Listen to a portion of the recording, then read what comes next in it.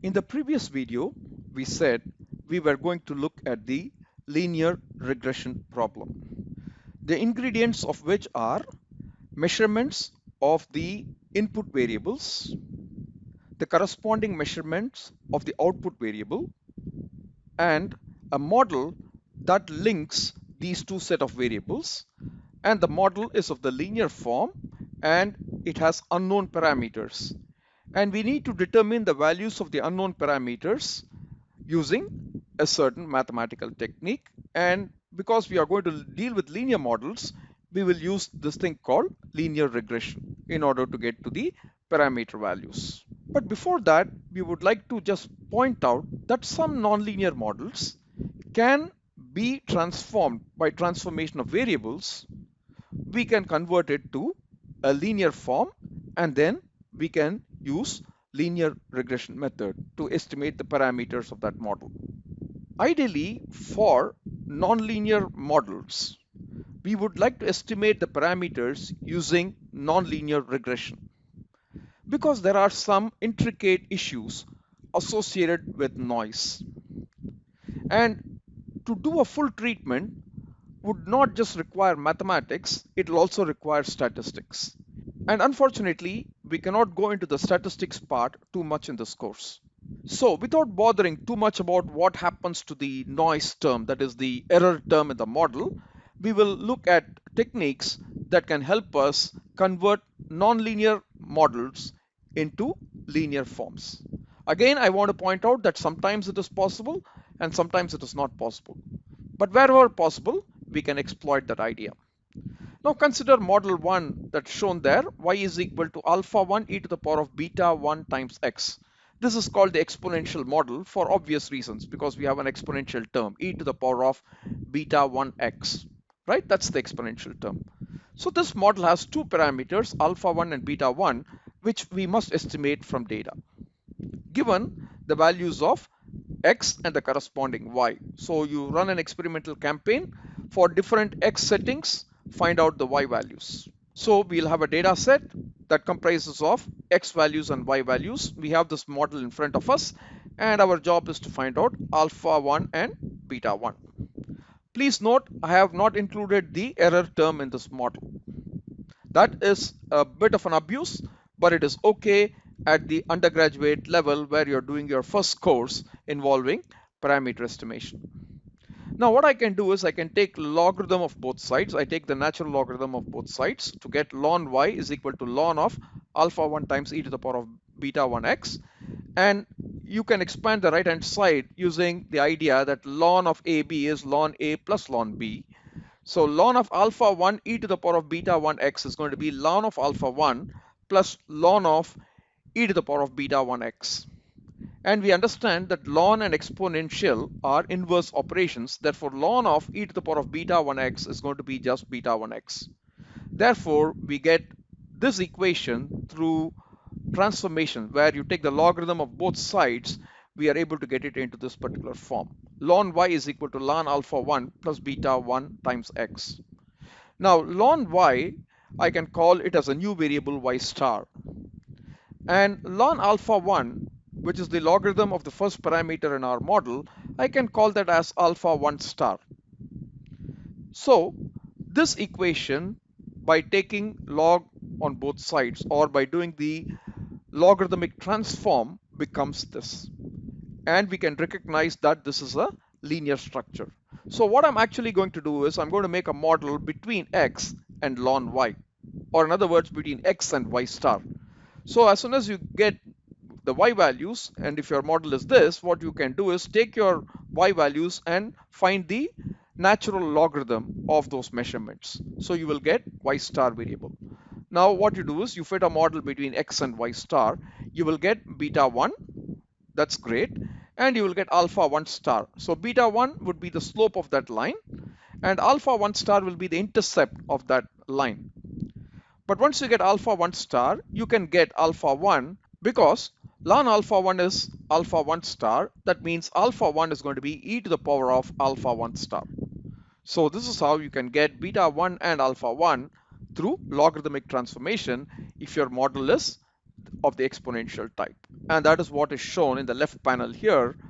This is the logarithmic relationship. So if you see a data trend that goes like that, then you can hypothesize a exponential model with this structure. And then you can do this transformation as highlighted here, take log transformation on both sides, and you get a linearized model. So the relationship between x and ln of y, which we call as y star, is going to be a line, the slope of which gives you beta 1 directly, and the intercept gives you ln of alpha 1, and you can back out alpha 1 from that. In the second model that we consider here, this is called the power law model. For example, a quadratic model or a cubic model is a specific case of this power law model. And I also want to point out this power law model is very, very useful in many areas. So one of the things I'm reading now is related to the science of cities, how cities grow and how cities scale up, etc. There is a set of wonderful work by many people, but only I get to read a small number of papers, so I know a few people. One is by Jeffrey West, who is attached to the Santa Fe Institute as well. He has a few affiliations. So this person, Jeffrey West, talks a lot about science of cities and scaling laws for cities. In the past, he was looking at scaling laws related to biology and all that. So his work is very rich in modeling. And you will see, he shows that this power law model is very, very versatile and useful. And the power law model is of this type, very much similar to the exponential model and quite different from the exponential model as well. So the equation is of this form: y is equal to alpha 2 times x to the power of beta 2. And whenever you see a data following a trend like this, somewhat like exponential but only a little bit gentler, you can hypothesize this model, a power law model, with alpha 2 and beta 2 serving as parameters. So sometimes, right, just from limited data, it's not clear whether the exponential model is better or the power law model is better. So actually you have to try fitting different models, and you have to use the power of statistics. And if you have any first principles information, you could also make use of that, and then find out amongst these two models which one better fits the data, etc. So here is the power law model, and interestingly you can linearize it. Again, what works is taking logarithm, natural logarithm, for example, on both sides. So if you take ln y, logarithm of the left hand side, and then the right hand side will give you ln of alpha 2 plus beta 2 times ln of x. Now you can call ln y as y star, you can call ln alpha 2 as alpha 2 star, and you can call ln x as x star. So the moment you get xy data and the plot shows a trend like what you see here, and if you think a power law model will be good, what you do is you find out the natural logarithm of the y measurements. You call that variable as y star. You get the logarithm of the x measurements, and ln of x you can call as x star. Now what you do is you find a model between x star and y star. The slope of that line will give you beta 2 directly. So you get one of the parameters by looking at the slope of that line between y star and x star. And you can get alpha 2 star as the intercept of the model that relates x star to y star. And ln alpha 2 is alpha 2 star. So you can get alpha 2 as e to the power of alpha 2 star, very much like what we did with the exponential model. All right, so that is what is shown here in this particular diagram in the middle. This is the original relationship, and so you can take the natural log on both sides, and then you will find that there is a linear relationship between log x and log y. Log y we have called as y star, and log x we have called as x star. So the slope of this line will give us beta 2, the second parameter, and the intercept will give us this value, right? This value will give us log alpha 2, from which you can back out alpha 2. So that's the second model we consider. The third model we consider is a model of this type: y is equal to alpha 3 times x divided by beta 3 plus x. So at x is equal to 0, y will be 0. So if you see a kind of pattern in the data that shows when x is equal to 0, y is equal to 0, and then it kind of saturates like this. For example, when x is equal to infinity or a big value, x divided by beta 3 plus x will become equivalent to x by x when x is large. And therefore, y will be equal to alpha 3. So if the value of y saturates in your experimental data to a value, right, let's call that as alpha 3, then we know we can invoke this model. So if you find a data pattern, the relationship between the x values and y values that starts at 0, 0, and finally at large values of x, it settles down at a certain value, it saturates, then you can apply this kind of a model structure. You can hypothesize this model structure and you can validate it. So the parameters of this model are alpha 3 and beta 3. Again, it's a two parameter model. So what you can see is the trend that you see in the data set when you plot it, and it is often possible and definitely possible if you have one x and one y. But if you had multiple x's and y's, such a thing may not be easily possible. So hypothesizing a model for the multivariate scenario when you have more x variables is going to be a problem. But at least for cases where you have one x variable and one y variable, you can look at the pattern in the data that you have collected from the process, and then you can hypothesize a suitable model for that. So here, the model is this. So here the transformation is going to be inverse transform, right? That's the linearization method. How do you convert this nonlinear model into a linear form? Because we always like the linear form. Linear forms are easy to solve. Fitting a line is easy rather than fitting a curve. So what you do is you take the reciprocal of the terms appearing on both sides. So if this is true, if this is the model, then 1 by y should be equal to beta 3 plus x by alpha 3x, right? And that's what you see here. And then you can expand it, and then you would get 1 by y is equal to 1 by alpha 3 plus beta 3 by alpha 3 times 1 by x. And I can call 1 by x as x star. So you can see that there could be difficulty in this when you have a value exactly x is equal to 0. You cannot find out 1 by x. So you may have to leave out that point. Again, the same thing for 1 by y. If y happens to be 0, you cannot do this. All right. So maybe we have to ignore that point at 0, 0 and use the other data points to fit this model. In any case, 1 by y, we can label it as y star. We can just call it as y star. So you get y data. What you do is you do 1 by the y values. And whatever numbers you get, you can call that as y star. Same for x. Whatever x values you have in the database, you do 1 by those values, you can get a new variable which we can call as x star. So we have now measurements of x star and y star, the slope of which will be beta 3 star and the intercept will be alpha 3 star. So we know alpha 3 star and alpha 3 are related like this. 1 by alpha 3 is equal to alpha 3 star. Therefore, alpha 3, which is our parameter in the model, alpha 3 is going to be 1 by alpha 3 star. So first get alpha 3 star, and then you can get alpha 3 as 1 by alpha 3 star. How do you get alpha 3 star and beta 3 star? By fitting a line between x star and y star, as I said earlier.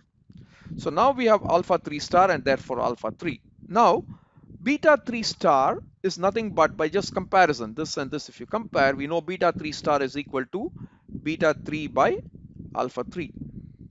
Alpha 3 we have just obtained as 1 by alpha 3 star. So we have alpha 3. We also know beta 3 star because from the regression between x star and y star, we are going to find out the slope, and the slope we have labeled it as beta 3 star. So beta 3 star is known, alpha 3 is known, therefore I can find out beta 3 as alpha 3 multiplied by beta 3 star, or in other words, beta 3 is going to be beta 3 star divided by alpha 3 star. So you can use any of these expressions to get beta 3.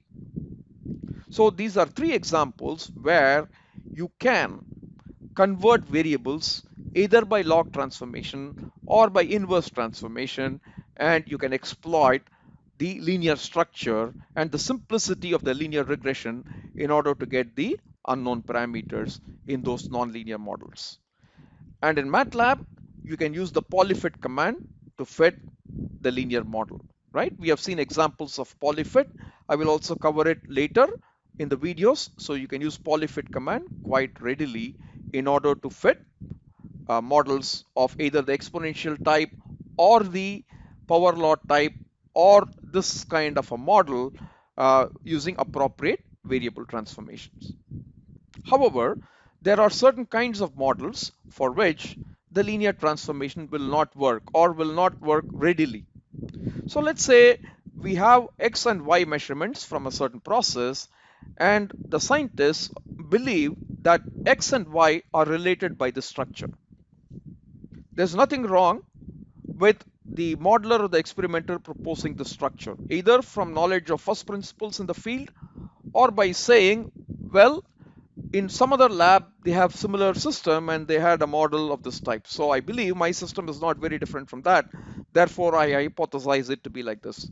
Or they can look at the trends and behaviors in the data set and they can come up with a hypothesized model of this type. So you cannot stop people from hypothesizing a relationship such as what is given here. This is a very creative effort. The only thing you can ask somebody is to validate their model, because you can fit a model to any data.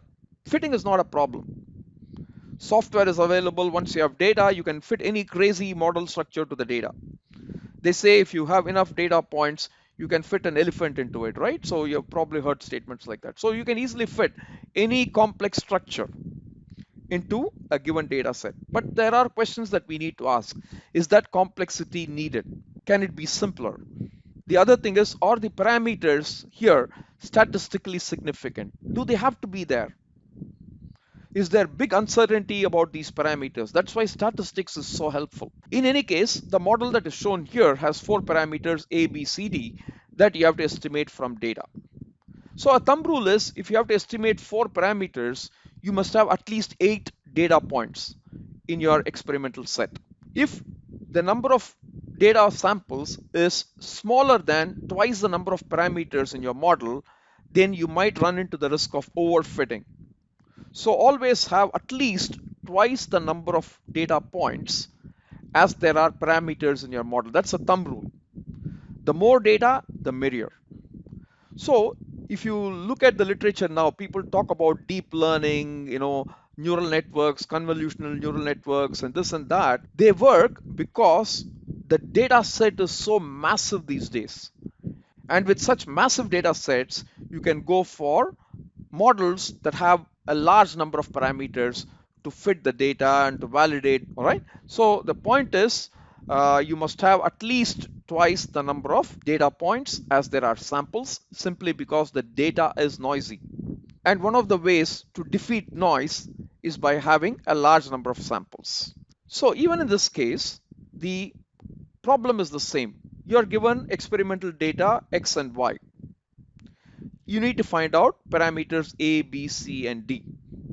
This is a nonlinear model, as you can see. Why? You have Cx squared, for example. You have e to the power of x. And you have division, right? The numerator is divided by a denominator, and both are functions of x, numerator and denominator. So there are several sources of nonlinearity here. So ideally, you can estimate these parameters by nonlinear regression. So if you take this model and try to do inversion of this model or to do log transforms of this, etc., you will see that it is not possible to convert this into a linear form and exploit linear regression. So there are certain problems which have to be solved by nonlinear regression. So I want to leave you with that thought. We will not pursue nonlinear regression here because the course description does not contain that topic. But MATLAB has some easily usable built-in functions, namely nlinfit and nlparci, that can be used to fit parameters via nonlinear regression and to do the statistical analysis using nlparci. Ci here stands for confidence intervals for the parameters. So nonlinear parameter confidence interval. So nlparci implements the statistics. nlinfit gives you the parameters using nonlinear regression, and please note that Newton method is the basis of nlinfit. We have learned Newton method, but we are not going to look at nonlinear regression in this course very much. The message thus far in this video are that certain nonlinear models are amenable for variable transformation, and you can take those nonlinear models, use a variable transformation technique and put it in a linear form, and then you can exploit the linear regression tool to estimate the parameters. Some models are not amenable for variable transformation and conversion to linear form. For those, we have to use nonlinear regression methods. Now consider a model of this type. Y is equal to C0 plus C1x plus C2x squared plus C3x cubed plus E. As you can see, this is nonlinear in x because we have this quadratic term, we have this cubic term, etc. Right? So it is nonlinear in the sense there is a nonlinear relationship hypothesized between the x variable and the y variable. But luckily, it's linear in parameters. It's nonlinear in x, but it is linear in parameters, and the goal here is to estimate the parameters C0, C1, C2, and C3. So from the point of view of the parameters, we can still exploit the linear regression tool because this is a structure that is linear in parameters. Let me just explain. I can take x and I can call it as x1. I can take the values of x, square each value of x, right? The measurements of x, and I can get this x squared values, and I can call it as simply x2. I can call x squared as x2. Likewise, I can call x cube as x3. So this model, by a relabeling technique based on just raising x measurements to the power of 2 and the power of 3, we can get into this particular form, which is linear. Although there are three symbols on the right hand side, three variable symbols on the right hand side, x1, x2, and x3. So this takes us to what is called multiple linear regression. Earlier we looked at SLR, simple linear regression, when we had only one x and one y, and the model was of this type: y is equal to a naught plus a1x plus e. So this was called simple linear regression. Now you still have one x and one y variable, but then you have the relationship that is sufficiently complex. So this is a third order polynomial relationship that we are hypothesizing. And through relabeling, we can convert it into this particular form, and we can make use of what is called multiple linear regression. So when you're using polyfit and you're trying to fit a third order polynomial, internally MATLAB is converting it into this form, and it is using a multiple linear regression method in order to estimate the parameters C0, C1, C2, and C3. So in the rest of the lessons, we will focus on linear regression, either the simple linear regression or the multiple linear regression, because the mathematical machinery is the same. I will catch up with you through other videos to follow. Thank you for your time.